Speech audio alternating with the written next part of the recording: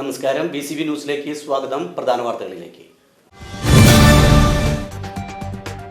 ശുചിത്വത്തിൽ തദ്ദേശ സ്വയംഭരണ സ്ഥാപനങ്ങൾ നേടിയ നേട്ടത്തിനൊത്ത് ആളുകളുടെ മനോഭാവത്തിൽ മാറ്റം വന്നിട്ടില്ലെന്ന് തദ്ദേശ സ്വയംഭരണ എക്സൈസ് വകുപ്പ് മന്ത്രി MV രാജേഷ്. വടക്കാഞ്ചേരി നഗരസഭ ഇക്കാര്യത്തിൽ മാതൃകാപരമായ പ്രവർത്തനമാണ് കാഴ്ചവെക്കുന്നതെന്നും അദ്ദേഹം കൂട്ടിച്ചേർത്തു. ജനകീയ ശുചീകരണ പരിപാടിയുടെ സംസ്ഥാനതല ഉദ്ഘാടനം വടക്കാഞ്ചേരിയിൽ നിർവഹിച്ച് സംസാരിക്കുകയായിരുന്നു അദ്ദേഹം. സംസ്ഥാന പാതയിലെ കുഴികൾ അടയ്ക്കുന്ന പൊതുമരാമത്ത് വകുപ്പിന്റെ തെറ്റായ പ്രവർത്തനത്തിനെതിരെ വേറിട്ട പ്രതിഷേധവുമായി കോൺഗ്രസ് രംഗത്ത്. അത്താണിയിൽ ഭീമൻ ഐസ് കട്ടയിൽ പെയിന്റ് അടിച്ചാണ് കോൺഗ്രസ് പ്രതിഷേധ പരിപാടി സംഘടിപ്പിച്ചത്.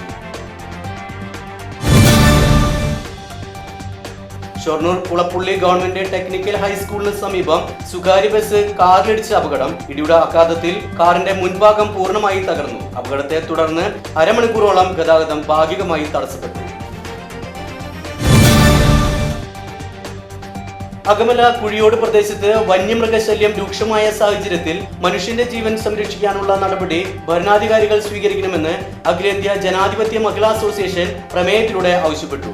എങ്കിക്കാട് ഒടുവിൽ കുഞ്ഞികൃഷ്ണ മേനോൻ വായനശാല ഹാളിൽ നടന്ന സമ്മേളനം മഹിളാ അസോസിയേഷൻ ജില്ലാ പ്രസിഡന്റ് M ഗിരിജാദേവി ഉദ്ഘാടനം ചെയ്തു.